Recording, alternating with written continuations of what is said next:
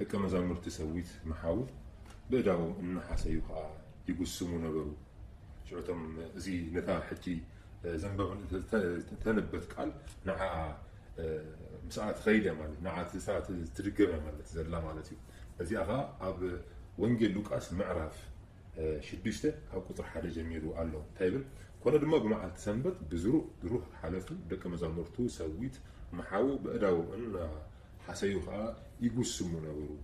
حيالو كفريسوان كا سلمن تايب سنبت مقبرو زي تفقده تقبلو علخون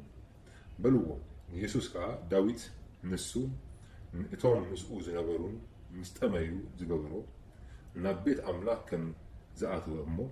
بجد كان كهان ترايمبر مبلع زي تقب إنجرا مرأي وسيدو كم زبلع نتون مسؤول زنبرون كم زحوون سي أي كارو أي عين بكم يلو مدلس لهم ودسب ويتا سنبت إيو خابلو ودسب ويتا سنبت خاب وانا لما بحانت خالق سنبت ناب بيت صورت تخيل محاري بن مالتي ስለዚህ ጎይታ ብዛዕባ እቲ ምብልዖም ብዛዕባ ሰንበት ክኮነ ዘራርበና ዘሎ ብዛዕባ እቲ መኣዲ ብዛዕባ እቲ ቅዱስ እንጌራ ኢሎም ተዛረብዎ ብዛዕባ ኢና ንዛረብ ዘለና እቲ ቅዱስ እንጌራ ሽዑሲ እቶም ካህናት እዚ ንካህናት ጥራይ ዝተፈቀደ ወይ ከዓ እቶም ኣብ ቅድሚ እግዚኣብሔር ዝቐርቡ ዘለው ካህናት ኣብቲ ድንኳን ምርኻብ ዘለው ካህናት ንዓቶም ጥራይ ዝተፈቀደ ወትሩ ከዓ ክጎድል ዘይብሉ ነገር ኣብቲ እዋን ኮይኖም ከዓ كمزي كل جزء أبتمر أي إنجيلا خمس نبر ما نم نجر كمزي قدر كحدث تراي كال كم سوق هلو ريبليس مجوي كأخذ يروح خمس اللومبر كال خمسة خانة أبتوع توسع خم تقدم لازم زنب بنايو نزق أتوم كهنات كأو خمس بلو كأو خبل وخاف فقار كم زلوا كم تفقد اللوم يزار مالتي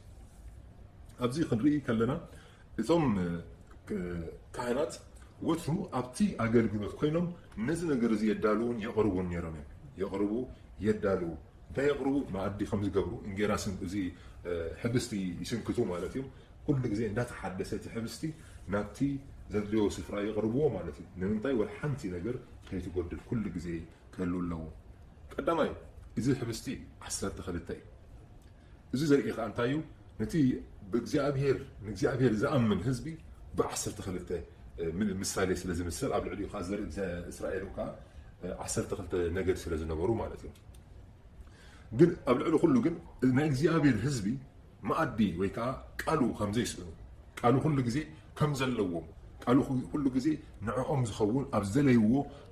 كالعلون قالوا هم الجبون كم زخلوا كلام لخزار بنار مالتي حجسي ما نمسب أبسلنا يا بوتا متحف قدوس رخيبنا لنا متحف قدوس هلولنا متحف قدوس أنبيبنا كن مجب قال أملاك كن مجب سن هنا مرجع مالتي ስለዚህ ኣብዚ ሕብስቲ እቶም ካህናት ምስተመዩ ተገብሩ ካብቲ ሕብስቲ ኣልዒሎም ክበልዑስ ፈቃድ ኣለዎም መዓስዮም ምስተመዩ እንታይ ክኾኑ ብዓለም ብድሌቶም ስለዚ ናቶም ድሌት የድሊ ማለት ምዝጠምዩ ብዓለም ደልዮም ከይዶም ካብቲ ሕብስቲ ይበልዑ ማለት እዮም ወይ ከዓ ካብቲ እንጌራ በልዑ እዚ እንጌራ ነቶም ካህናት እዩ ተዳልዩ ማለት እዩ እዞም ካህናት እዚኦም ከዓ ኩሉ ግዜ ኣብ ቤት እግዚኣብሔር ኮይኖም ኣብቲ ቅዱስ ስፍራ ኣብኡ እዮም ኩሉ ግዜ ዘገልግሉን زمرون كل جزء كل مجزء غير زقارون مالتهم من أنت نفسهم من أنت زومن زماردون كمان مالتهم سلزي إذا إننا أتي ما عدي أتي إنجرا بزعبا من الزارب نبل علينا أبتي ويتناس كريستوس بزعبا زي بزعبا قلتها بزعبا نفسه تزاربوا أبي يوحنس معرف شدشته قطر سلاسان حدا سجا قطري سلاسان حمشتن كن رينا مالتي هم قطري سلاسان حدا سداد قطري سلاسان حمشته معراف شدشته مالت يوحنس وانجيل يوحنس معراف شدشته وانجيل يوحنس معراف شدشته كاب قطري سلاسان حدا ببينا مالتي طيب يوحنس معراف شدشته قطري سلاسان حدا جميرنا أبوتاتنا كم تيخبلعو كاب سماي انجرا هبو زبل تصحفه أبرها ما نابلعو بلو شعو يسوس اتي كاب سماي زورد نعم نعلمون هي وات زهد ناي ناي ملاح انجرا زئيو امو نتي انجرا حكي كاب سماي زهبكم أبوي يومبر نتي انجرا እቲ ካብ ሰማይ ዝሃበኩም ሲ ሙሴ ከም ዘይኮነ ብሓቂ ይብለኩም ኣለኹ በሎም ሽዑ ንሳቶም ጎይታ እቲ እንጌራ እንተኸ ኩሉ ሳዕ ሃበና በልዎ ኢየሱስ በሎም እንጌራ ህይወት ኣነ ናባይ ዝመጽእ ኣይጠምን ብኣይ ዝኣምን ከዓ ከቶ ኣይጸንዕን እዩ ግናኸ ከምቲ ዝበልኩኹም እዩ ሪኢኹምንስ ኣያመንኩምን ኣቦ ዝሃበኒ ዘበለ ናባይ ይመጽእ እዩ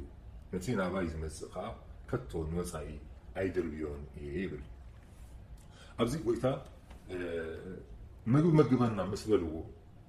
ንሕና ምንታይ ከይጠምዩ ስለ ዝደልዩ ሽዑ ኢየሱስ እንታይ ኢልዎም እቲ ካብ ሰማይ ዝወርድ ንዓለም እውን ህይወት ዝህብ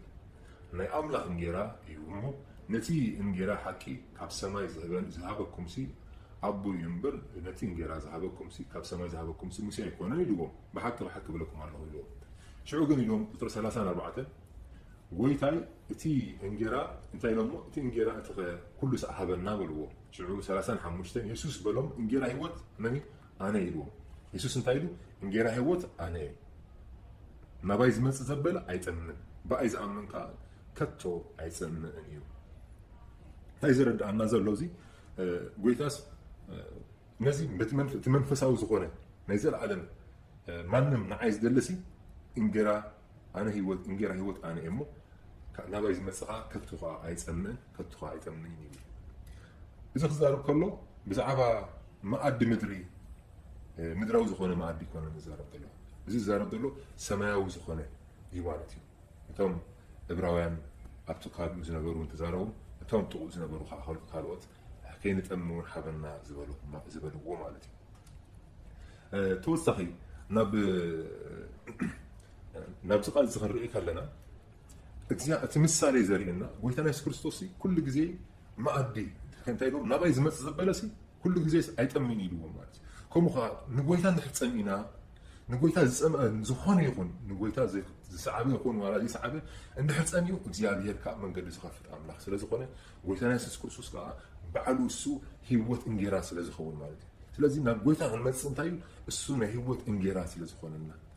ምእንቲ ከይንጠምይ ውሽጥና ዝፀምእ ፅድቂ ዝፀምእ ንምስ እግዚኣብሔር ክንመላለስ ንፀምእ እንድሕር ኣለና እዚ ቃል ከማን እንደገና ደጊሙ ዝብለና ዘሎ እንጌራ ህይወት ኣነ ዝብለና ዘሎ ማለት እዩ ጎይታ እንጌራ ህይወት ኣነ ናባይ ዝመጽእ ከዓ ኣይጠምን ብኣይ ዝኣምን ከዓ ከቶ ኣይጸንዕን እዩ ኣይጸንዕን እዩ ይብለና ኣሎ ማለት እዩ ስለዚ ስም እግዚኣብሔር ተመስገነ ይኹን እዚ ኣብ ብሉይ ኪዳን ዝነበረ ኣብቲ ድንኳን ምርኻብ ዝነበረ ማለት ኣብቲ ድንኳን ምርኻብ ከዓ ኣብ ክልተ ተመቒሉ ዝነበረ ሓደ ቅዱስ ስፍራ ሓደ ከዓ ቅዱስ ቅዱሳን ዝበሃል ኣብቲ ቅዱስ ስፍራ ንየማን ገጹ መጀመርያ ምስ ኣተው ኣብ ንየማን ዝረኽብዎ መርኣይ እንጌራ ዝበሃል ኣብ 12 እንጌራ ሕብስቲ መርኣይ ዘሎ እቲ መርኣይ እንጌራ ዝምል ዝርእየና ምሳሌ እንታይ እዩ ኩሉ ግዜ ዘይፀፍእ እንጌራ ኣሎ ኩሉ ግዜ ዝምገብ እንጌራ ኣሎ ኩሉ ግዜ ምስኻና ዝኾነ ኣምላኽ ኣለና እሞ እቲ ዝደሊ ዘበለ ከዓ ካብኡ ከይዱ ክንገብ ይኽእል እዩ እቲ ዝደሊ ዘበለ ካብኡ ክንገበል እዩ ምኻድ ምጓዓዝያ የድልየና ጎይታ ኣብ ዘለናዮ ኮይና ጎይታ መግበኒ ክንብሎስ ንኽእል ኢና ጎይታዬ ኣነ ክምገብ ደልየ ኣለኹ ናትካ ደልየ ኣለኹ እሞ መግበኒ ክንብሎ ንኽእል ኢና ስለዚ እዚ ከዓ እቲ ምሳሌ ኣብ ቤት መቕደስ ዘሎ ምሳሌ ከዓ ዘርኢ መን እዩ ጎይታና ኢየሱስ ክርስቶስ ባዕሉ እሱ ምግቢ ስለ ዝኾነና ወዲ ሰብሲ እንጌራ ጥራይ ኣይኮነን ዝነብር እንታይ ዳ ቃል ኣምላኽ ስለ ዝብለና ስለዚ ቃሉ ስለ ዘድልየና ቃሉ ከዓ ህይወት ስለ ዝኾነ ህይወት ከዓ ስለ ዝህብ ቃሉ ከም ዘድልየና ከዓ ንርኢ ኣለና ኣብ ምዕራፍ ዮሃንስ ወንጌል ዮሃንስ ምዕራፍ 21 ወንጌል ዮሃንስ ምዕራፍ 21 دائما القطري تشعات جميلة خم بوقرب كذب نمدني مس ورد وقع جهرن عسان أب العليو إنجرا رأيو يسوع كا أبزي حجي زقفكم عسى أم شوبلو زقفكم عسى أم شوبلو شعو بطرس نبتا جالبا آتيو نتي 250 سلستن جزفتي عسى زمر مربب أب نام مدري قوتو كساع كندزي بزحات كن السمسي اتي مربب أيتقدم يسوس دما نعو تمسحو بلهم كتم لك مزامر تخاء ጎይታ ምዃኑ ስለ ዝፈለጡ ካባቶም ሓደ እኳ ንስኻ መን ኢኻ ኢሉ ዝሓተቶ ዝደፈረ የልቦን ኢየሱስ መጺኡ ነቲ እንጀራ ኣልዒሉ ሃቦም ከምኡ እውን ነቲ ዓሳ ኢየሱስ ድሕሪ ካብ ምውታት ምትንሳኡ ደቂ መዛሙርቱ ተገልጸሎም እቲ ሳልሳይ ግዜ እዚ እዩ ዝብል ኣብ ማቴዎስ ምዕራፍ 4 ቁጥሪ 4 ጀሚሩ እንታይ ይብል ኢየሱስ ኣብ መልሲ ማለት እዩ ኣብቲ ምዝሓትዎ ኢየሱስ ግና ሰብ ካብ ኣፍ ኣምላኽ ብዝወፅእ ኩሉ ቃል እምበር ብእንጀራ ጥራይ ኣይነብርን ጽሑፍ እዩ ኢሉ መለሰሉ ይብል እዚ ሰይጣን ክፍትኖ ምስ መፀ ጎይታ ዝተዛረቦ ቃል ማለት እዩ ኢየሱስ ግና ሰብ ካብ ኣፍ ኣምላኽ ብዝወፅእ ኩሉ ቃል እምበር ብእንጀራ ጥራይ ኣይነብርን ጽሑፍ እዩ ኢሉ መለሰሉ ዲያብሎስ ካብኡ ናብ ካልእ ቦታ ክፍትኖ ከም ዝኸደ እውን ይዛረብ ማለት እዩ ታቃል ተድልየና ግን እንታይ ጎይታ እንታይ ይብል ኣብቲ ዘዳግም ዘሎ ቃል እዩ ዝጠቕሶ ዘሎ ማለት እዩ ሰብ ካብ ኣፍ ኣምላኽ ብዝወፅእ ኩሉ ቃል እምበር ብእንጀራስ ጥራይ ኣይነብርን እዩ ብእንጀራ ይነብር እዩ ግን ብእንጀራ ጥራይ ኣይኮነን ዝነብር ካብ ኣፍ ኣምላኽ ብዝወፅእ ኩሉ ቃል እምበር ብእንጀራ ጥራይ ኣይኮነን ዝነብር ኢሉ ጽሑፍ እዩ ኢሉ ከዓ ተዛረቡ ማለት እዩ ኣብዚ ዝረአየና ፀላኢና ዝኾነ ነገር ብዝመፅእ ፈተና ኣእምሮና ዝተፈላለዩ ነገር ምዘምፃልና ጽሑፍ እዩ ክንብል ኣለና ማለት እዩ በዚ እዋን እዚ ክንርዳእና ዘሎ ጎይታ ናይ ኢየሱስ ክርስቶስ ፀላኢ ንጎይታ ናይ ኢየሱስ ክርስቶስ ክፍትኖ መፅኡ ኣብ ገለ እዋን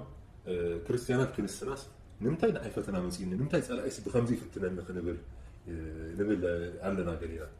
ፀላኢ ክፍትነና ይኽእል እዩ ምፍታን ንሰባት ከውድቕ ንሰባት ክፍትን እሱ እዩ ክፍኣት እዩ ተግባሩ ግን ንምንታይ ተፈቲነ ኢልና ነብስና ክንወቅስ ወይ ከዓ ነብስና ክንሕዝን የብልና ጎይታና ኢየሱስ ክርስቶስ ከማን ተፈቲኑ ኣብዚ ምድሪ ከሎስ ብፀላኢ ብሰይጣን ተፈቲኑ ነይሩ ስለዚ ግን በቲ ቃሉ ስለንምልሰሉ እቲ ቃሉ ከዓ እንጀራና ስለዝኾነ ጎይታ እውን ከምዚ ኢሉ እውን በቲ እንጀራ ቃል ከዓ እንታይ ንምልስ ይኩን ሰብ ካብ ኣፍ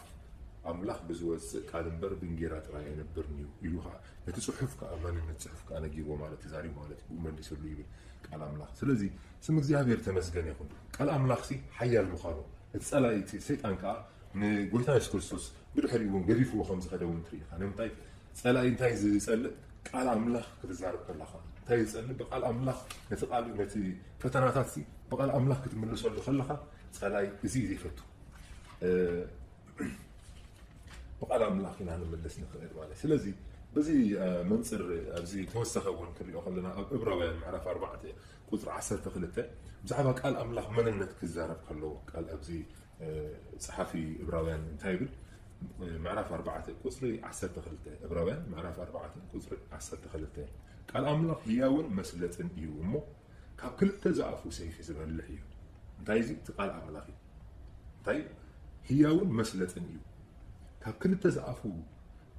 ሰይፊ ዝበልሕ እዩ ነፍስን መንፈስን መፈላለዩ ኣካላትን ኣንጉዕን ክሳዕ ዝፈላለዩ ዝሰጥም ኣብ ምሕላን ሓሳብ ልብን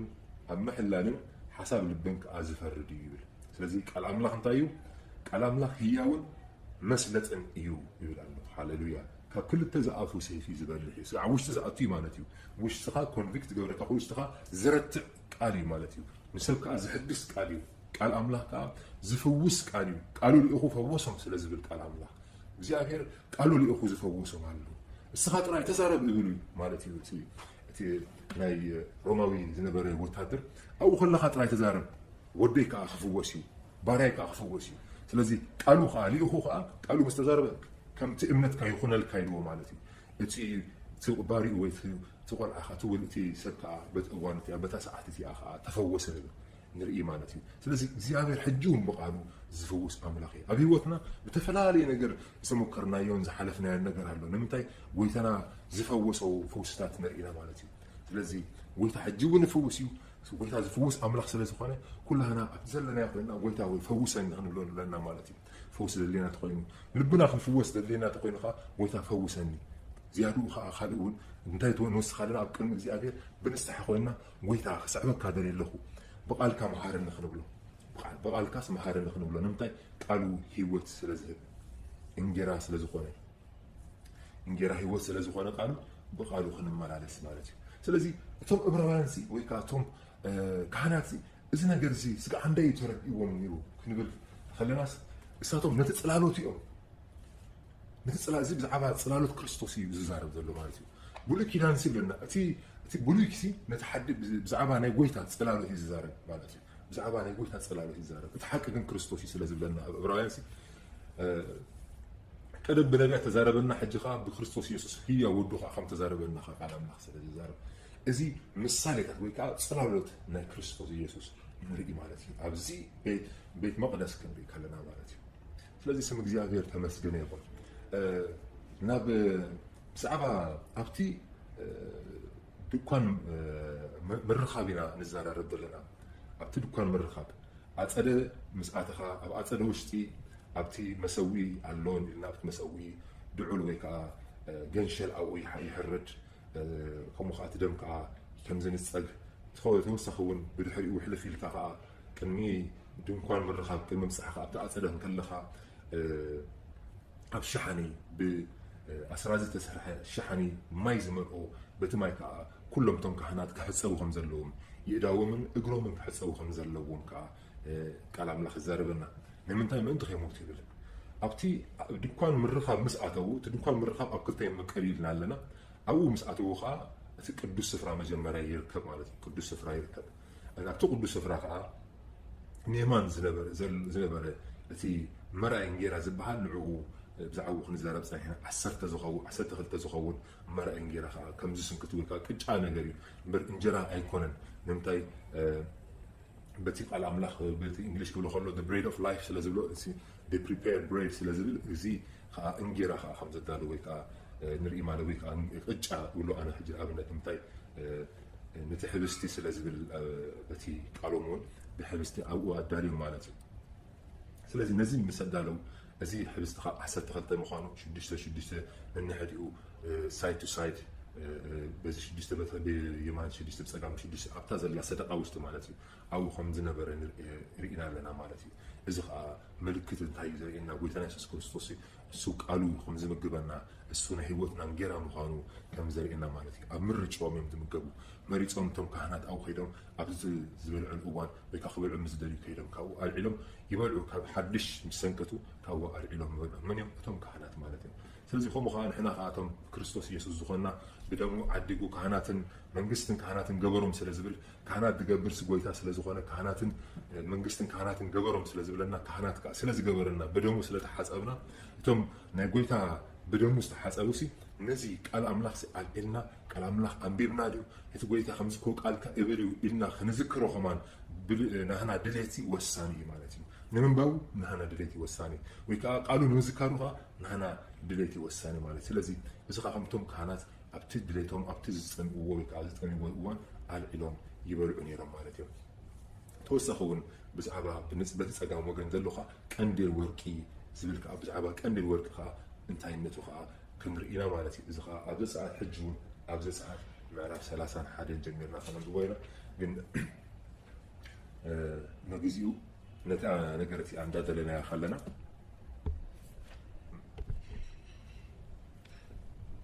ቀዋሚ ቀንዴል ድማ ካብ ጽሩይ ወርቂ ግበር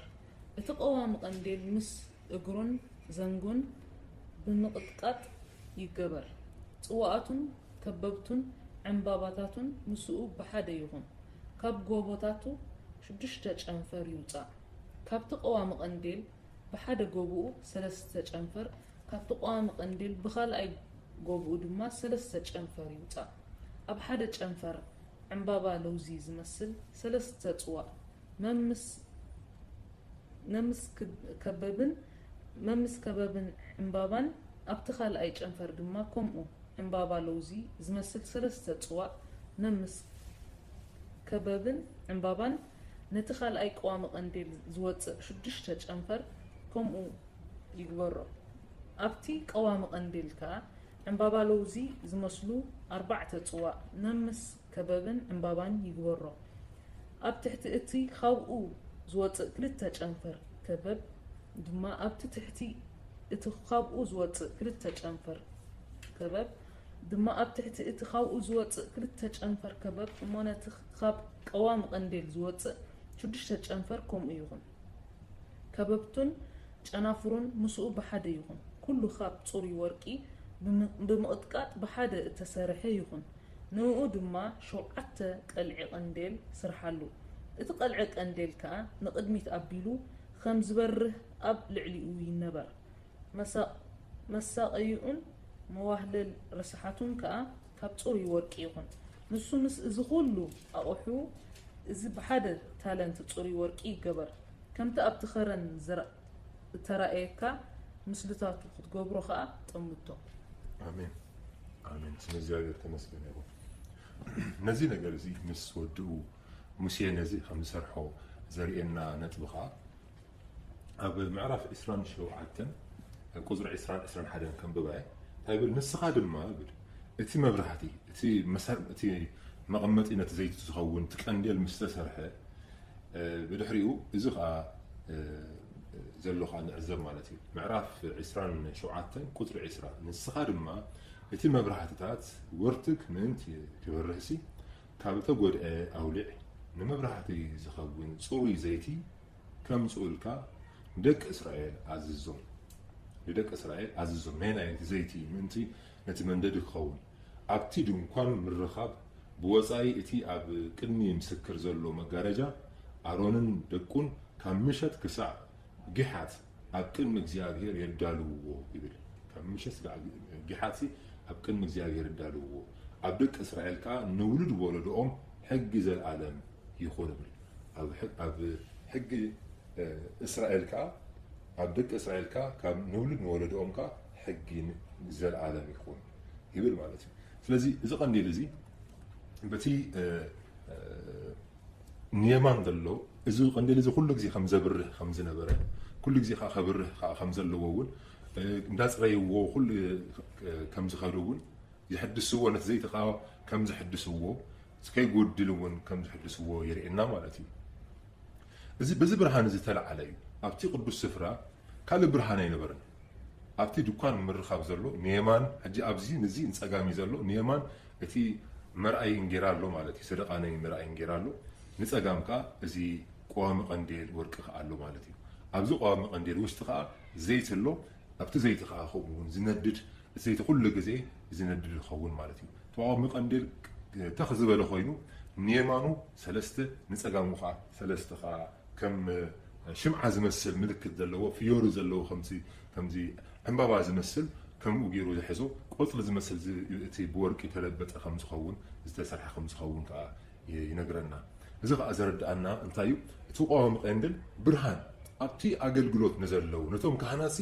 ብርሃን ዝኸውን ማለት እዩ ካልእ ብርሃን ኣይጥቀሙን እዮም ብርሃን ናቶም ኣብቲ ኣገልግሎት ከለዉ ብናይ መን ብርሃን ይጥቀሙ በቲ ናይቲ ቆዋሚ ቀንዴል ብርሃን ይጥቀሙ ማለት እዮም እቲ ቆዋሚ ቀንዴል ከዓ ኩሉ ግዜ ኣብ ቅድሚኦም ዘብርሀ ይኸውን ቆዋሚ ቀንዴል ከዓ ኣብ ቅድሚኦም ኩሉ ግዜ ዘብርሀ ይኸውን ብዛዕባ እዚ ቆዋሚ ቀንዴል ክንርኢ ከለና ቀዳማይ ዘብርህ እዩ ካልኣይ ከዓ እቶም ካህናት ኩሉ ግዜ ነቲ ዘይቲ ክሕድስዎ እዮም እቲ ዘይቲ ከዓ ኩሉ ግዜ ክነቅፅ የብሉን በቲ ብርሃን ከዓ እቶም ካህናት ይርዩ ማለት እዩ ብብርሃን እዚ እቶም ካህናት እውን ይርዩ ብብርሃኑ ከዓ ንሕና ብርሃን ንርኢ ማለት እዩ ብብርሃኑ ከዓ ንሕና ብርሃን ንርኢ ማለት እዩ ሕጂ ንኣብነት ምዕራፍ ራእይ ዮሃንስ ምዕራፍ 1 ቁፅሪ 12 እንታይ ይብል ነቲ ዝዛረበኒ ዘሎ ድምፂ ክርኢ ከዓ ግልፅ በልኩ ይብል ግልፅ ምስ በልኩ እውን 7 ቆወምቲ ቀንዴል ወርቂ ርኢኹ ኣብ ማእኸል እቶም 7 ቆወምቲ ቀንዴል ከዓ ክሳዕ እግሩ እተኸድነ ብቕናት ወርቅን ክሳዕ ኣፍ ልቡ እተዓጥቀ ወዲ ሰብ ዝመስል ርኢኹ ርእሱን ፀጉሩን ፃዕዳ ከም ፀምሪ ፃዕዳ እውን ከም ኣሳሒታ እዩ ይዕንቱ እውን ከም ሃልሃልታ ሓዊ እየን ኣእጋሩ ኣብ ሃጎጎ ከም ዝረገፀ ዝረሰነ ዘንፀባርቕ ኣስራዚ ሊባኖስ ይመስል ድምፂ እውን ከም ዳሃያት ብዙሕ ማያት ይብል ማለት እዩ ስለዚ እዚ ኣብቲ ራእይ ዮሃንስ ምዕራፍ 1 ቁፅሪ 12 እሱ ምስ ረኣዮ ነቲ ዝተዛረበኒ ዝነበረ ምስቲ ክጥምቶ ንድሕሪት ምስ ዞርኩ ይብል ከምዚ ርአኹ ይብል ማለት እዩ እዚ ከዓ እቲ ዘረድኣና ከዓ ከምቲ ንፈልጦ እግዚኣብሔር ኣምላኽ ጎይታ ናብተን 7 ቤተክርስትያናት ዝሃቦ መልእኽቲ ማለት እዩ ጎይታሲ ናብ ኩለን ናብተን 7 ቤተክርስትያናት መልእኽቲ ከሎ እዚና ናብቶም ቤት መቅደስ ወይ ናብቶም ቤተክርስትያን ይቀሪታ ናብቶም ቤተክርስትያናት ኣብኡ ዝነበሩ ንዓታቶም ከም ዝፅሓፈሎም ፅሓፍ ነብል ናብተን ኣብ ኤፌሶን ስምርያ ጴርጋሞስ ቲያትራ ሳርዴስን ፊላዴልፊያን ሎዶቅያን ዘለዋ 7 ማሕበራት ስደዶ ስለዝበሉ ነዚ መልእኽቲ ዝተዛረቡ ምን ምዃኑ ክርኢ ዞር ምስ በለኒ ድሕሪት ምስ ጠመቶሲ ነዚ ዝረኣየ ማለት እዩ ኣብ ማእኸልተን 7 ቆምቲ ቀንዲልካ ክሳድ እግሩ እተኸድነ ብቕናት ወርቂ እውን ክሳብ ኣፍ ልቡ እተዓጥቀ ወዲ ሰብ ዝመስል ይኽእል ብዛዕባ ንጎይታና ኢየሱስ ክርስቶስ ዝረኣዮ ራእይ ኣብዚ ከዓ ይገልጾ ከሎ ንርኢ ማለት እዩ ንጎይታና ኢየሱስ ክርስቶስ ዝረኣዮ ራእይ ኣብዚ ክገልጾ ከሎ ንርኢ ማለት እዩ ከምኡ ተወሳኺ ኣብ ራእይ ዮሃንስ ምዕራፍ 4 ቁጥሪ 5 ከዓ ከምኡ ይብል ኣብቲ ዙፋን ከዓ መባረቕን ድሃያት ነጎዳታትን ወፀ ኣብ ቅድሚ እቲ ዙፋን ከዓ 7 መብራህቲ ሓዊ ይነድድ ነበረ ንሳቶም እቶም 7 መናፍስቲ ኣምላኽ ይብል ንሳቶም እቶም 7 መናፍስቲ ኣምላኽ ይብል ኣብ ቅድሚ እቲ ዙፋን ድማ ከም ባሕሪ መረፀን ዝኾነ ክሪስታል ዝመስል ኣሎ ይብል ስለዚ ብዛዕባ 7 ብርሃን ምስተዛረበ 7 መብራህቲ ሓዊ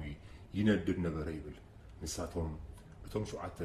መናፍስቲ ኣምላኽ ይብል ስለዚ እዚ ክዛረብ ከሎ ብዛዕባ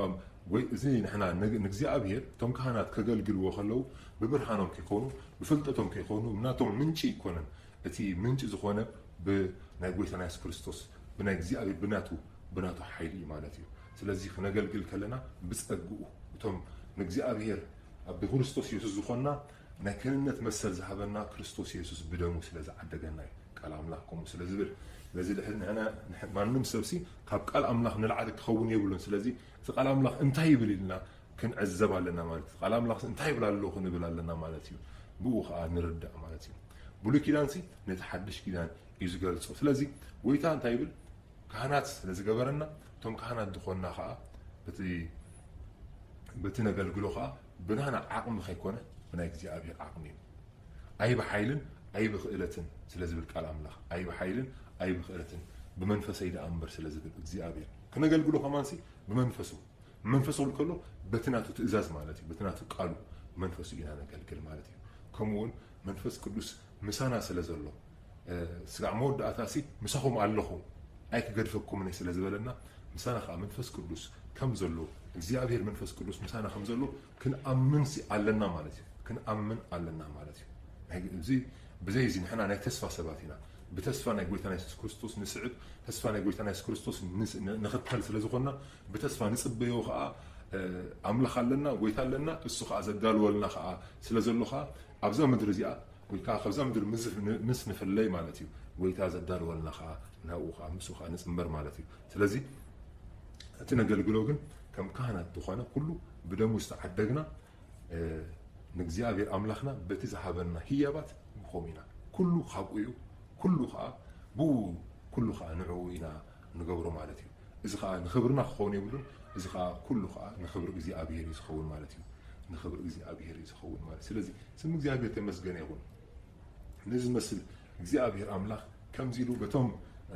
በቶም ነቢያትን ካህናትን ከምዚ ኢሉ ስለዘዳልወ ንዓና ከዓ ክንርድኦ ከዓ ስለዝገበረና ማለት እዩ ስለዚ እቲ ንደልዮ ዘለና ወይ ከዓ ንጎይታ ክንመስሎ ክንደሊ ከለናስ ቃሉ ክነፅንዕ ምእንቲ ኣብ መንገዲ ንዕኡ ከዓ ደስ እናበልናዮ እንዳስመርናዮ ክንመፅእ ነዚ ቃል እዚ ተዘርበ ምእንቲ ብእምነት ክንስዕቦ እዩ ማለት እዩ እዚ ሊትራሊ ነዚ ቃል በቃሉ ነዚ ክንገብሮ ይኮነ እቲ ምሳሌ እዩ ማለት ነቲ ክርስቶስ እዚ ፅላሎት እዩ ዝበሃል ፅላሎት ነቲ ጎይታ ማለት እዩ ነቲ ናይ ሓቂ ደኣ ጎይታ እዩ ዝብለና እዚ ኩሉ ፅላሎት እዩ ዝብለና ስለዚ ስም እግዚኣብሔር ይመስገን ሕጂ ከዓ ብዛዕባ እዚ ናይ ቀንዲል ከዓ ከምዚ መረዳእታ ንገብር ኣለና ማለት እዩ እግዚኣብሔር ይመስገን ሞ ኣብዚ ድንኳን ምርኻብ ንየማን እቲ መርኣይ እንጌራ ንፀጋም ከዓ ቀዋሚ ቀንዴል ወርቂ ኣሎ ማለት እዩ ኣብቲ ቀዋሚ ቀንዴል ወርቂ ከዓ ዘይቲ ኣሎ ማለት እዩ ዘይቲ ከዓ እንታይ ዝዛረብ ቅብኣት ይዛረብ ማለት እዩ ብዘይ እግዚኣብሔር ቅብኣት ንእግዚኣብሔር ክተገልግሎ ይትኽእልኒኻ ማለት እዩ ንእግዚኣብሔር ክንውድሶ ንእግዚኣብሔር ክነገልግሎ ክንክእልሲ ናይ ግዲ ናቱ ዘይቲ ከድልየና እዩ ማለት እዩ ናቱ ዘይቲ ከድልየና እዩ ማለት እዩ ስም እግዚአብሔር ተመስገነ ይሁን። ስለዚ ከም ኣብዚኣ ክንጠቕሳ ዝነበርና ብብርሃኑ ስለ ዝኾነ እቲ ኣገልግሎቶም እቲ ብርሃኑ ከዓ እቲ ኩሉ ዝገብርዎ ዘለው ዝነበሩ ከዓ እቲ ብርሃን ቀንዴል ተቋሚ ቀንዴል ዝነበረ ብርሃን የብርሆ ነቲ ቤት እውን ኩሉ የብርሆ ስለ ዝነበረ ኣይፀልመቶምን ነይሩ። ድንግርግር እውን ኣይብሉን እዮም ነይሮም። ካብ ዝተፈለየ ኣብቲ ሓድሽ ኪዳን ኣብ ቀዳማይ ምዕራፍ ዮሃንስ ወንጌል ዮሃንስ ምዕራፍ 1 ወንጌል ዮሃንስ ምዕራፍ 1 ካብ ቁጥሪ 1 ስጋብ ቁጥሪ 9 ከነንብባ ኢና ማለት እዩ። ቃል ብመጀመርታ ነበረ፣ እቲ ቃል ድማ ኣብ ኣምላኽ ነበረ፣ እቲ ቃል እውን ኣምላኽ ነበረ። እዚ ብመጀመርታ ኣብ ኣምላኽ ነበረ፣ ብኡ ኩሉ ኾነ፣ ካብቲ ዝኾነ ዘበለ ድማ ብዘይብኡ ዝኾነ የልዎን። ህይወት ኣብኡ ነበረት፣ እታ ህይወት ከዓ ብርሃን ሰብ ነበረት። ብርሃን እውን ኣብ ጸልማት የብርህ፣ ጸልማት ግና ኣይሓዞን። ዮሃንስ ዝስሙ ሰብኣይ ካብ ኣምላኽ ተላኢኹ ተንስአ። ኩሎም ብኡ ናብ እምነት ምእንቲ ክበጽሑ ብዛዕባ ብርሃን ክምስክር ንሱ ንምስክር መጸ። ብዛዕባ ብርሃን ደኣ ክምስክር መጸ እምበር ንሱስ ብርሃን ኣይነበረን። እቲ ነፍሲ ወከፍ ሰብ ዘብርህ ብርሃን ሓቂ ናብ ዓለም ይመጽእ ነበረ። ኣሜን። ስለዚ በዚ ንሪኦ ከለና ጎይታስ ብርሃን ምዃኑ ይዛረብ ማለት እዩ። ብርሃን ምዃኑ እቲ ብጀካ ጎይታ ከዓ ካልእ ብርሃን ከም ዘይኮነ ንዮሃንስ እንታይ ይብል እሱ ብዛዕባ ብርሃን ክዛረብ ከም ዝመፀ ዳ እምበር እሱ ግን ባዕሉ ብርሃን ከም ዘይነበረ እንታይ ባዕሉስ መስከረ ባዕሉ ከም ተዛረበ እውን ንርኢና ማለት እዩ። ስለዚ ብጀካ ጎይታስ ካልእ ብርሃን ክህብ ወይ ከዓ ብርሃን ዝኾነ የለን እሞ ኣብዚ ከዓ ንዘተኣማምነና ከዓ ኣሎ። ዮሃንስ ስሙ ሰብኣይ ካብ ኣምላኽ ተላኢኹ መፀ። ዋላ ሰብ ዝኾነ ሰብ ካብ ኣምላኽ ተላኢኹ ይምፃእ ኩሎም ወዲ ሰብ ስጋዕ ዝኾኑ ማለት እዩ። ጀካ ጎይታና ኢየሱስ ክርስቶስ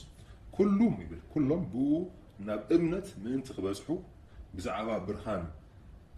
ክምስክር ንሱ ንምስክር መፀ። እዚ ብዛዕባ ዮሃንስ ማለት እዩ። ዮሃንስ ስሙ ሰብኣይ ካብ ኣምላኽ ተላኢኹ ተንስአ። ኩሎም ብኡ ናብ እምነት ምእንቲ ክበጽሑ ብዛዕባ ብርሃን ክምስክር እዩ ንምስክር መፀ ይብል። ብዛዕባ ብርሃን ደኣ ክምስክር መፀ እምበር ንሱስ እንታይ ነበርን ብርሃን ኣይነበረን። ብዛዕባ ብርሃን ደኣ ክምስክር መፀ እምበር ንሱስ ብርሃን ኣይነበረን። ካብ ወዲ ሰብ ዝተወልደ ዘበለ ብጀካ ጎይታና ኢየሱስ ክርስቶስ ብተኣምር ዝተወልደ ካልእ ኩሉ ብዛዕባ ብርሃን ደኣ ክዛረብ መፀ እምበር ንሱስ ብርሃን ኣይነበረን ንብል። መንዳ እዩ ብርሃን ማለት እዩ? ጎይታና ኢየሱስ ክርስቶስ እዩ ብርሃን። እቲ ነፍሲ ወከፍ ሰብ ዘብርህ ብርሃን ሓቂ ናይ ዓለም ናብ ዓለም ይመጽእ ነበር። ንሱ ከዓ ብዛዕባ ጎይታና ኢየሱስ ክርስቶስ ክዛረብ ከሎ ማለት እዩ። ስለዚ ማንም ሰብ ኣነ ብርሃን ኣለኒ ማንም ናይ እዚ መንገዲ እዩ ንብሎ ብጀካ ናይ ጎይታና ኢየሱስ ክርስቶስ እንድሕር ዘይኮይኑ ንሕና ንኣምኖ በዚ ብርሃን ኣይኮነን ማለት እዩ። ማንም ሰብሲ ብርሃን ከብርህ ይክእልኒ። ብርሃን ከብርህ ዝኽእል ኣምላኽ ክንሱ ነቲ ኩሉ ኣምላኽነቱ ገዲፉ ናብ ምድሪ ብሰብ ክውለድ ኣብዚ እውን ተወሊዱ እውን ክዓቢ ድሓር ከዓ መከራናን ኣበሳናን ኩሉ ፀይሩ ኣብ መስቀል ስጋዕ ናይ መርገም መግረፍቲ ስጋዕ ዝረክብ ኣብ መስቀል ተሰቐለ ኣብ ዕንጨይቲ ዝተሰቐለ ይብል ቃል ኣምላኽ። ንዑ ከዓ ንሞትን ንሓጢኣትን ንሰይጣንን ስዒሩ ከዓ ካብ ሞት ዝተንስአ ጎይታ ኣለና ማለት እዩ። ካብ ሞት ዝተንስአ ጎይታ ኣለና። ስለዚ እቲ ንዓለም ከብርህ ዝኽእል እሱ ጥራይ እዩ። ጀካ እሱ ከዓ ካልእ ንዓለም ከብርህ ዝኽእል የለን። እቶም ካልኦት ግን እንታይ ክንገብር ንኽእል ኢና? ብዛዕባ እቲ ብርሃን ክንዛረብ ንኽእል ኢና። ብዛዕባ እቲ ብርሃን ክንዛረብ ንኽእል ኢና። ብዘይ እሱ ከዓ ብርሃን ከዓ ክህልወና ኣይክእልኒ። ግን ብናቱ ግን ብናይ ጎይታና ኢየሱስ ክርስቶስ ግን ብናይ መድሓኒና ጎይታና ኢየሱስ ክርስቶስ እንታይ ኣለና ማለት እዩ? ብርሃን ኣለና። ሽዑ ብንኣብነት ወንጌል ዮሃንስ ምዕራፍ 8 ወንጌል ዮሃንስ ምዕራፍ 8 ቁጥሪ 12 እውን ተወሳኺ እውን ኣብዚ ካልእ ተወሳኺ ቃል ኣምላኽ እውን ከነንብብ ኣብዚ እንታይ ትብል ኣላ? ሽዑ ኢየሱስ ኣነ ብርሃን ዓለም እየ፣ እቲ ዝስዕበኒ ብርሃን ህይወት ክረክብ እምበር ብፀልማት ኣይክኸይድን እዩ ኢሉ ከም ብሓድሽ ተዛረቡ። ኢሉስ ከም ብሓድሽ ተዛረቡ። ሽዑ ኢየሱስ እንታይ ኢሉ? ኣነ ብርሃን ዓለም እየ፣ እቲ ዝስዕበኒ ብርሃን ህይወት ክረክብ እምበር ብፀልማት ኣይክኸይድን እዩ ኢሉ ከም ብሓድሽ ተዛረቡ። ብፀልማት ኣይክኸይድን እዩ ኢሉ ከም ብሓድሽ ተዛረቡ። ስለዚ እሱ ባዕሉ ጎይታ እውን ከም ዝመስከረ እንታይ ንርኢ ዘለና ማለት እዩ? ኣነስ ብርሃን ዓለም እየ ኢሉ ብጣዕሚ ብዙሕ ቦታታት بزعبا ناي قويتا نايس كريستوس برهان مننتو يزارب قال الله بزح زلو برهان عالمي ومثل زبلنا قويتا مالتي بسنكو إنا برهان عالم كنكون نخيل امبر كنكون أي نخيلنا بأنا بنهانا حيلك خون نجر ما يلا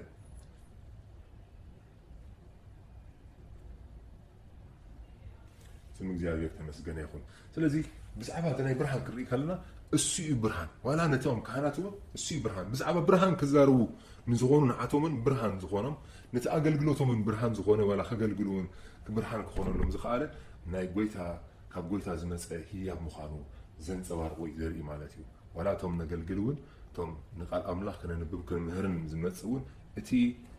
نجلجلو حيل عقمن كابوك زي أبير تراي مخانو كن أمن علىنا كابوك زي أبير إيرنا خا كن مسكر علىنا مالتي سلزي إذا خا سمك زي أبير تمسجنا يقول أتي بزعبا قوامي قنديل قوامي قنديل ورك زنبرة زيتن برهانن زعبا زي كلت مالتي زي كلت مالتي بناي قويتا حيلن بناي قويتا قبعتن ورد سب نقويتا زفرت سبسي هي قلقل مالتي لذي اسم قويتا تمسكنا يقول أبتقول بالسفرة سالفة يتوسخ نجر تعلم زغا تحدغا مسوي عتاني مالتي زعبا مسوي عتاني زعبا مسوي عتانكا زساعات معراف عسرة أو قطر حدا كنا نببينا زساعات معراف عسرة أو قطر حدا جميلنا كنا نببينا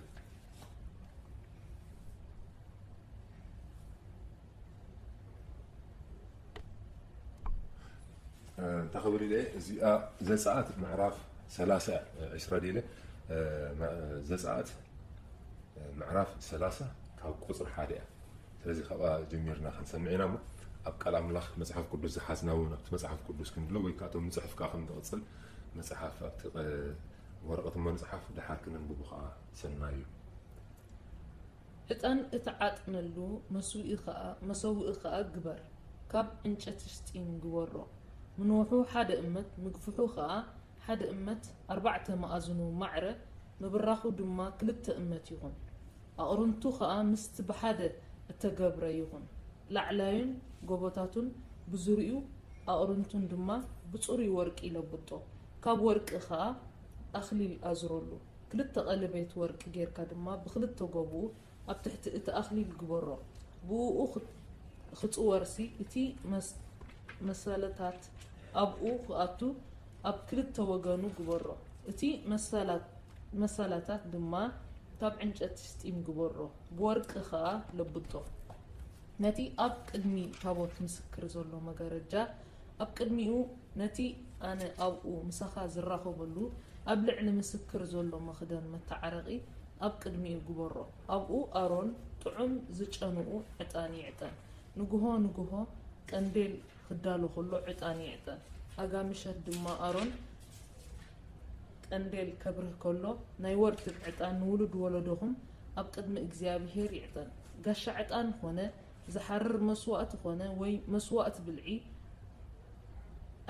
أي تقربلو مسواتي مستخا قبل عليو أي تخعو أبتي أقرن تدما أرون أب عمت حنسب يتعرق نولد ولدهم بدم مسواتنا يمتعرق حتى أب عمت حنسا يتعرق نسون إجزابهر قدسان إيو آمين آمين الذي أبتي أول بزعبا أتي زلو مسوي عطان كم يجي له 5 رح أبت مسوي عطان كا انتاي عينت عطان كم تقرب كا يزارب مالتي قال شاك خون يقولون كم يزبله قبول دخونه بتسرعات وزي أبير زحابه خون كم زلو وون يرينا مالتي إذا عطان انتاي يقول استيلنا أبقى لام لخ كم رأينا مالتي عطان بزعم انتاي يزارب أتي أبتي قدس سفرة أبتي أمونجو قدس سفران أبتي قدسانن زنبرة مالتي أو خا مجرجاونا لو مالتي من وجرا زعوون كافن زراربينا كنا زلت أنا زارب دلو بزعبا تم حزبي نابجزي أبي هرزا قربوا أتان أنتي تمثلي صبق جنازة لو دس زبل يزبل صبق جنازة لو دس زبل أتان أروم يتاعتهم كهنات كقربوا يبلي سلزبل مالتي كقربوا سلزبل لذي بزغ كمو خا خنقرب كا زي أبير كا سلزبل مالتي جعبا زخن خنري رأي يوحنس معرف حمشته رأي يوحنس معراف 5 كاب قطري شمونت جميرنا كنا بباينا مالتي نتي مصعف مس وسدو خا اتم 4 انسسان اتم 24 شماغلتاتن نفس وكفهم مسنقون عطانن زملأ صوا ورقن حيزوم እዚ ድማ ጸሎት እቶም ቅዱሳን እዩ ኣብ ቅድሚ እቲ ገንሸል ተደፉ ንሳቶም ከኣ ተሓሪድካስ ብደምካ ካብ ዘሎ ዓሌታትን ቋንቋታትን ህዝብን ኣህዛብን ንኣምላኽ ዝኾኑ ባሮት ዓዲካሉ ኢኻ ንኣምላኽና ዝኾኑ መንግስትን ካህናትን ጌርካዮም ኣብ ምድሪ ድማ ክነግሱ እዮም ንስኻ ነቲ መጽሓፍ ክትወስዶ ነቲ ማሕተሙ እውን ክትፈትሖ ብቑዕ ኢኻ እናበሉ ብሓድሽ መዝሙር ዘመሩ ኣሜን أزي أبزق على أملاح زرقنا نتي أبقد مجزي أبير زحرر أبقد مجزي أبير زبل صح صلوتهم كم زقربان زرقنا مالتي أنا بمزمور 140 حدا كنت رخلتها صلوتي أبقد ميغا كم عطان ملعال إيدي كم مسواء مشات يغون آمين እንደገና ሀነን በባይና ጸሎተይ ኣብ ቅድሚኻ ከም ዕጣን ምልዓል ኢደይ ከም መስዋዕት ምሸት ይኹን ጸሎተይ ኣብ ቅድሚኻ ከም ዕጣን ይኹን እንታይ ዝብለሎ ጸሎተይ ከም ዕጣን ይኹን ከምቲ ዕጣን ዝቐርብ ጸሎተይ ከዓ ናባኻ ከምኡ ይቐርብ ዝብለሎ ጸሎተይ ከዓ ናባኻ ከምኡ ይቐርብ እቲ ናይ ጸሎት እቲ ናይ ዕጣን ምሳሌኡ ክነግረና ከሎ ማለት እዩ ነቲ ኣብቲ ቃል ኣምላኽ ኣብቲ ራእይ ዮሃንስ ከም ዝረኣናዮ ከዓ ተወሳኺ እቲ ነፍሲ ወከፎም እቶም ኣብ ቅድሚ ጎይታና ዝቐርቡ ዝነበሩ ነቲ መጽሓፍ ምስ ወሰዶ ከዓ እቶም 44 እንስሳ እቶም 24 ሽማግለታት ነፍሲ ወከፎም መሰንቆ ዕጣን ዝመልአ ጽዋዕ ወርቅን ሒዞም ይብል መሰንቆን ዕጣንን ዝመልአ ጽዋዕ ወርቂ ሒዞም እዚ ድማ ጸሎት እቶም ቅዱሳን እዩ ይብል እዚ ድማ ጸሎት እቶም ቅዱሳን እዩ ማለት እዩ ሕጂ ኣብ ቅድሚ ትገንሸልካ ተደፍኡ ይብል ነቶም ንዓቶም ከዓ ተሓሪድካስ ሳቶም ከዓ ተሓሪድካስ ብደምካ ይብል ካብ ብዘላ ዓሌታትን ቋንቋታትን ህዝብን ኣህዛብን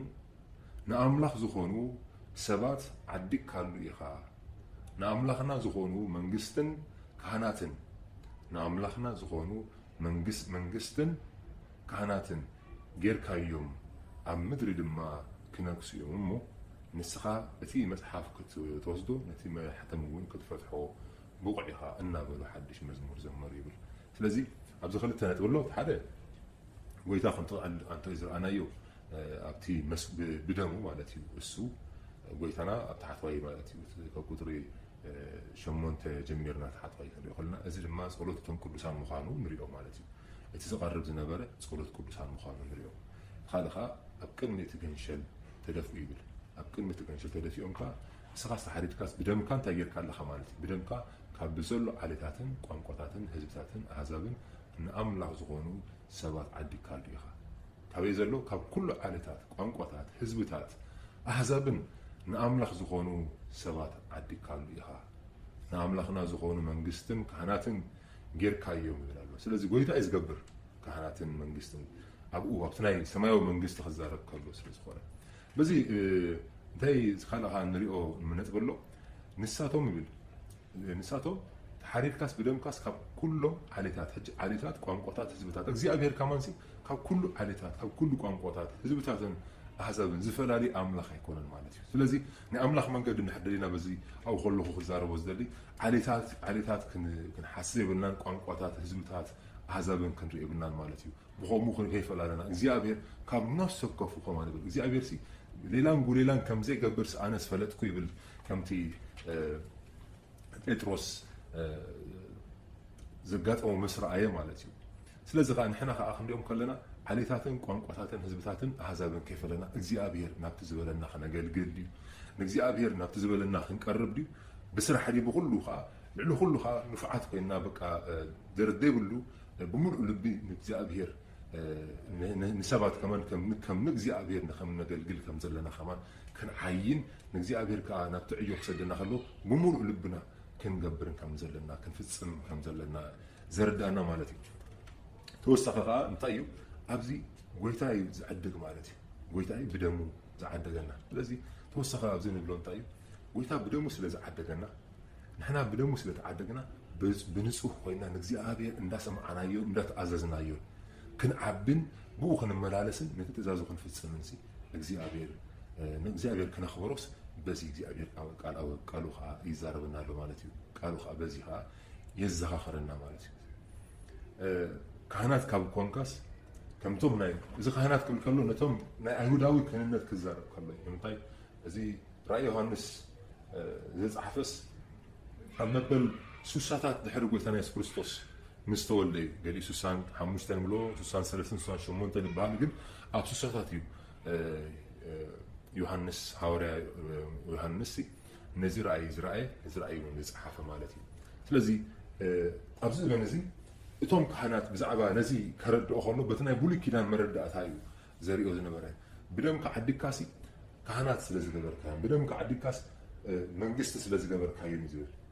እስኻ ኢኻ ጌርካዮም ዘለካ እዩ ዝብል ኣሎ ስለዚ መንግስትን ካህናትን ዝገብር ስመን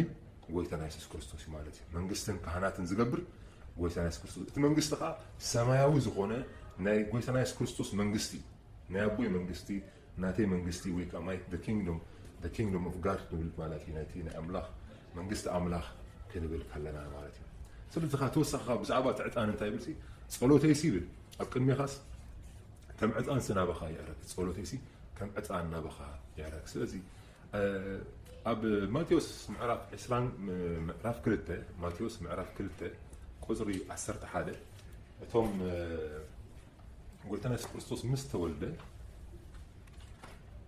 ናብ ቤት ኣትዮም ነቲ ሕፃን ምስ ማርያም ኣዲኡ ረኣይዎ ፍግም ኢሎም ድማ ሰገዱሉ ሳጹኖም ከፊቶም ከዓ ወርቅን ዕጣንን ከርበን ገጽ በረኸት ሃብዎ ኣሜን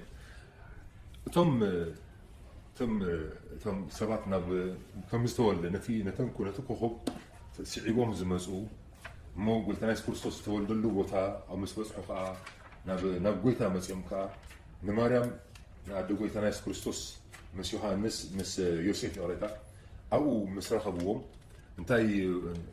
ገይሮም ማለት እዩ ነቲ ዝነበሮም ህያባት ናብ ቤት ኣትዮም ነቲ ህፃን ምስ ማርያም ኣዲኡ ረኣይዎ እዩ ፍግም ኢሎም ድማ ሰገድሉ ሳጹኖም ከፊቶም ከዓ ወርቅን ዕጣንን ከርበን ገጽ በረኸት ሃብዎ ስለዚ እቲ ገጸ በረኸት ከም ዝሃብዎ ከዓ ይነግር ማለት እዩ እዚ ገጸ በረኸት ካብቲ ዘለዎ ምሳሌ እንታይ እዩ ቀዳማይ ብዛዕባ ጎይታና ኢየሱስ ክርስቶስ እሱ ንዓና ኢሉ ከም ዝማልደልና ወይ ከዓ ንዓና ኢሉ መንጎ ከም ዝኾነና ናብ ምድሪ ዝመፀ ነፍሱ ክውስኽ ወይ ጋለ ዝውስኾ ወይ ከዓ ዝጎደሎ ነገር ነይርዎ ከይኮነ ንዓና ኢሉ ከም ዝመፀ ክርድኣና ኣለዎ ማለት እዩ ሕጂ ብዚ እንታይ እዩ ዝዛረብ ዘሎ እቲ ዕጣን ብዛዕባ እሱ ናይ ጸሎት ሰብ ምዃኑ እሱ ብዛዕባ ዝነበሮ መንነቱ እዩ ዝዛረብ ዘሎ ጸላይ ወይ ከዓ ሊቀ ካህን ስለ ዝኾነ ሊቀ ካህን ከዓ ብዛዕባ ህዝቡ እውን ዝማልድ ስለ ዝነበረ ብዛዕባ ናይ ዕጣኑ ከዓ ብዛዕባ ናቱ ናይ ጸሎት ሂወቱ ዝዛረብ እዩ ካልእ ከዓ ብዛዕባ ወርቂ ከዓ ብዛዕባ ንግስነት ዝዛረብ እዩ ንጉስ ምዃኑ ዝዛረብ ገና ቆልዓ እዩ ነይሩ ቆልዓ ከሎ ከዓ ኣብ ቅድሚኡ ከዓ ዕጣንን ወርቅን ኣቕረብሉ ይብል ዕጣንን ወርቅን ኣቕረብሉ ይብል ስለዚ በዚ እቲ ሲምቦል ዘሎ ኣብቲ ብሉይ ኪዳን ናብቲ ቅድሚ ቅዱሰ ቅዱሳን ምብፅሖም ዘሎ እቲ ዕጣን መሰውኢ ዕጣን ብወርቂ ዝተሰርሐ ዝብል እቲ መሰውኢ ዕጣን ከዓ ብወርቂ ዝተሰርሐ ስላ ዝብል እዚ ከዓ ዘረድኣና ከዓ ኣለዎ ማለት እዩ ስለዚ በዚ ነገር እዚ ናብታ ቀዳማይ ጢሞቴዎስ ምዕራፍ 2 ቁፅሪ 5 ክንርኢ ኢና መቸም ብቃል ጥራይ ተዛሪብካ ከይኮን ንሕና ምንባልና ከይኮነ እቲ ቃል ኣምላኽ ከም ዝብል ኣብዚ ከረድኦ ዝደለኹ ሓንቲ ነጥብ እንታይ ኣላ ቀዳማይ ጢሞቴዎስ ምዕራፍ 2 ቁፅሪ 5 ማለት ኣምላኽ ሓደ በይኑ እዩ እሞ እቲ ኣብ መንጎ ኣምላኽን ሰብን ዘሎ ማእኸላይ እቲ ሰብ ክርስቶስ ኢየሱስ ሓደ በይኑ እዩ ስለዚ ማእኸላይ ከም ዝኾነና ማለት እዩ ጎይታና ኢየሱስ ክርስቶስ ባዕሉ ማእኸላይ ሰብ ከም ዝኾነና ማለት ኣምላኽ ሓደ በይኑ እዩ እሞ እቲ ኣብ መንጎ ኣምላኽን ሰብን ዘሎ ማእኸላይ እውን እቲ ሰብ ክርስቶስ ኢየሱስ ሓደ በይኑ እዩ ብግዚኡ ንዝኸውን ምስክር ንሱ ኣብ ክንዲ ኩሉ ዝኸውን ኢሉ ነፍሱ በጀ ሃበ ነቲ ነገር እዚ ከዓ ኣነ ኣዋጅን ሃዋርያን ሓቂ እብል ኣለኹ ኣይሕሱን እየ ብእምነትን ብሓቅን መምህር ኣሕዛብ نمخان تشون كويبل مالتي سلازي ويتا ما أخليكم زخوننا ما أخليكم كله أمونغو أتيلنا مالتي سلازي نحنا حتى خنيات كنسنا نحنا بدلنيات كنسنا السجن مونغو أتيوخا نحنا خازي زمان لنا تطبقنا علنا مالتي توسخي بزعبا أب إبراهيم معرف شمونته خنرينا إبراهيم معرف شمونته أنك مسينا أب إبراهيم معرف شو عت قطري أحسن شمونته جميل خنبو هايبل أتي زحلفة إزاز دخوم زي تكمل سلازخونه يو تسعره حقي نحاده كوا أفصامي أيبصحون قناخه ناب أملاخ نقرب الله بتحيش تسفى أثبت إذا قنا بتي إجزابير نسخة كم معرك ملكة اليق نزل عالم كان يقائلو محله أي تعسن قايل اتبع له محلايو إذا دما زياد دما بزي محلا كم زي كونت بتي أتوم سي بزي محلا كهنات كونوا كمو دما يسوس مدحن زحاشة خدام كونه كمو دما يسوس مدحن زحاشة خدام كونه بتي أتوم سي كي نبرو بموت سلا تخلكلو بزحات كهنات نبرو إزاي قنا نزل عالم دنبر سلا زخونس زي حلف كهنات علوه سلا زي دما نتوم بو أبيلوم ناب أملاخ زمتو كل جزئين انت كل من زنبر سلا زخونه فتسيمو كرحنهم يخلي يبل على مالتي سلا زي دما نتوم بو أبيلوم ناب أملاخ زمتو كل جزئين انت كل من زنبر سلا زخونه فتسيمو كرحنهم يخلي مالتي قلت ناس كريستوس كم تدموسي كابناي كم طلع على ملاحظ بلو كابناي أبيل دم نلعلي يعني أبيل دم كمان حول مسكثروني أبيل دم أرع سلزنا بري أبيل كمان مويتو ثريفيو بتوانتي كريستوس يسوع من بهوت الله بهوت كأنه برسل زخونه ناتو دم أنا زحصب النادم سي تابق لنا مخانو زارب لنا مال يسأو على مخانو زارب لنا أبزخ أنت برسي سلزد ما نتوم بقو أبيلهم نم أملاح زمسو كل جزء من توم تخبر كل من زنبر من توم كل من زنبر سلزخونه يبي قال سمو زيادة تمسكني قالت خا إبراوين نعرف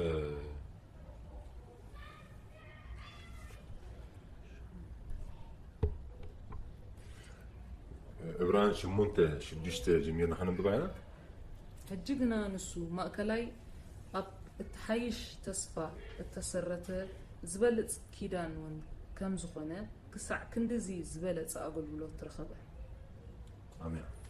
توسخون إبراهيم تشعته قصري عصرت حموشته بس مخنيات إزيو خابتي أب قدماي كيدان التجبر أبسا مدحان زخون موت مسكونه وتم توعت نتا تصفنا يزر ألم دسم أنت خرخبو يلو نسو مأكلاي حدش كيدان زخونه آمين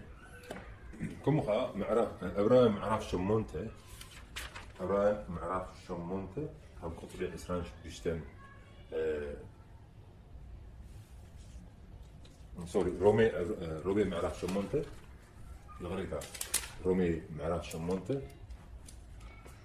كاب قطري إسرائيل بيشتم جميرنا ضايع أبزر يلنا قويتاسي أبتناي صورت جزيرو إحنا وين أبتدي خامنا قويتاسي في كفنا خمس خانة كالقطر إسرائيل حموستان جميرنا خم بقومه إتي زين ريوس تسفى أنت جبرنا يو جنا بتعجستي نسب بيوينا منفس دما خمو ندي خامنا يدي كفنا يو كما جرنا خمس اللي خمس قبالنا عين فلتنينا سلازي اتمنفس بعلو يو بزين الجر هتا زلم من النايبل سلازي اتمنفس بعلو بزين الجر هتا زلم من النايبل اتي لبز مرمر نسو نانتي اتوم قدوسان كان فقط املاح غيرو يلمن يومو نتي حسب منفسون انتاي مخانو يفلطو اتوم الاملاح زفكرو كم مخرو ونتصوعوا قنا كله نسلنا كم زيد القفون نفلتي نايبي سلازي زي نبتي عتان نمزعمو بتي بورقة تسرحين بورقة تسرحين مسوي عتان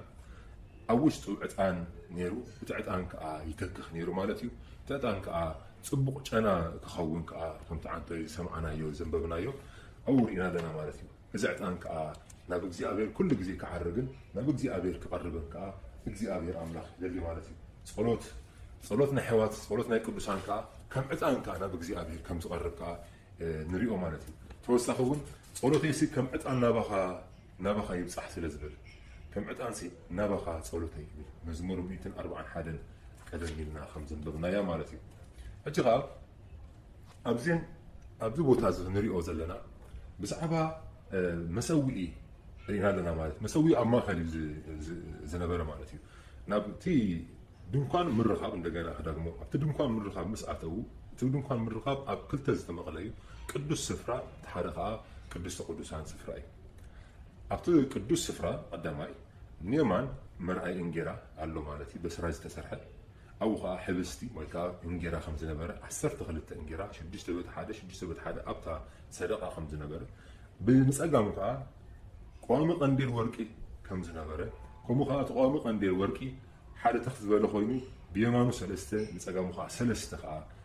كم تزرقها شو عدت كلهم تيخوني شو عدت مبرحتي يخونوا مالتي تم شو عدت مبرحتي كم زبرو تم شو عدت مبرحتي كل زي برهان نتي أو زنبرة زقلقلو زنبرة كهنات يبرح لهم سلس زنبرة نبت حدا انقصقص خلوهم بو 5 بره زيتون كم زي ودا 5 نبرة كل زي حدش زيت كم زي حدش ولت زيتي حدش زيت 5 وسخلو زوال لا خي قد المنتي يقبروني فتصمون كم زنبرو نرئي مالتي رئينا لنا مالتي توسخها نبقنيت مسمصحها ابتي قدوسان كم مسحها زلو مسوي ناي عطان له مالتي مسوي عطان بورق تسرحه او عطان قرب مالتي عطان تصلوت زقرب ابكر እግዚአብሔር زقرب صلوت تي زسمع صلوت مالتي نبي እግዚአብሔር سمع بعطاني مسفنيرو اذا ምሳሌ አብሉ ኪዳን ቶም ካህናት ወይ ቶም ናይ ፈሪሳውያን ዝኾኑ ወይ ቶም ናይ አይሁድ ካህናት ነዚ ነገር ቶም ብፍላይ ቶም ሌዋውያን ነዚ ነገር እዚ ይፈጽሙ ነይሮም ማለት እዩ እዚ ከዓ ምእንቲ ህዝቦምን ምእንቶም ነፍሶምን ምእንቲ እቲ ዘምፅዎ ካልኦት ሰባት ዘምፅዎ ጸሎት ይማልዱ ነይሮም ከዓ ይጸልዩ ነይሮም ማለት እዩ ስለዚ ከዓ ብዛዕባ ጸሎት ዝዛረብ ማለት ዝስማዕ ጸሎት ስለዚ ጸሎትና ክስማዕ ተኮይኑ ብስም ጎይታና ኢየሱስ ክርስቶስ ጎይታ እንታይ ኢሉስ ደጊምሲ ነቦስ ብስመይ ጸልዩ ክምልሰልኩም ከዓ ስለዚ በለና ስለዚ that's why እحنا ኩሉ ግዜ ነቦ ብስም ክርስቶስ ኢየሱስ ንጸልይ ስለዚ بكريستوس ኢየሱስ ብኡ እንዳጸለና በቲ መድሕን ዝኾነ ጎይታና ኢየሱስ ክርስቶስ ብኡ ባህ ዝብለኒ ፍቱ ወደይ ዝበለና በቲ ጎይታና ኢየሱስ ክርስቶስ ብኡ ኮይና ነቲ ጸሎትና ኣቀርብ ማለት እዩ ብጎይታና ኢየሱስ ክርስቶስ ስም ጎይታዊ እግዚአብሔር አቦ ናባህ አቀርብ ኣለኹ ጸሎተይ ከዓ አቀርብ ኣለኹ ኢልና ንጸሎትና ናብ እግዚአብሔር ኣምላኽና ንዝርዝር ወይ ከዓ ነቐርብ ማለት እዩ ኹም ከዓ ብክርስቶስ ስለዝኾነ ከዓ እቲ ጸሎትና ከዓ ክስማዓልና ይኸውን ማለት እዩ أبزي أمونغو قدوس سفران أمونغو تقدس قدوسانن مفلالي نيرو حج مفلالي يلن مفلالي يجن نيرو تمفلالي خا مجارجا 5 نبرة مجارجا 5 نبرة نرينا مالتي تمجارجا ون أب زعات معرف إسران شدي سخندرينا أب زعات معرف بعسرتو على باتات ما حدر قبل تقول بعسرتو على باتات ما حدر قبل مسناي ببلحات فلات تقبلت ببلحات فلات تقبلت كروبيل جيركا كابت فحسا لحسي انتاتي عن سماوي حبري دمن صوري كيحن قبرو من وح تي حدا على با اسران شمونتن امت وردي انت تي حدا على با 4 أمت يخون سفري كله اتي على باتات معري يخون اتي حمشت على باتات بحاده يقاتل كمو اتي حمشت على باتات بحاده يقاتل ابتي بحاده تقاتل ترزي اتي مثلا وسناي على با بسماوي فتلي بخمت بوتات قبر ابتي خالعي تقاتل ابترزي اتي وسناي على بقعة كمو قبر أبتي حدا على با حمشته مخنتبو قبر أبتي خلاي تقات المخعة أبترزيتي وسن على با حمشته 5 على با 5 مخنتو وقبر تي مخنتو بوتات نحد حدو متمتي يكون متأمتي يكون من حد حدوس متأمتي يكون حمسة وقتي ورك لما قبر تي محدر حدا تخونسي تعلبا بتي أغلاف نحد حدو أقات موجود حجنة مجملة قطر حدا زبالة النتبي نعاء زرزري زقال صلو زلو مالتي بعسرت علباتات ما حدا قبر سلازي تمقالجا عسرت علباتات بحسات الدراريبو روقيد علباتات مالتي الدراريبو زقت أمي ونيرو مالتي زقت أمي خون كم زلون عزيز وو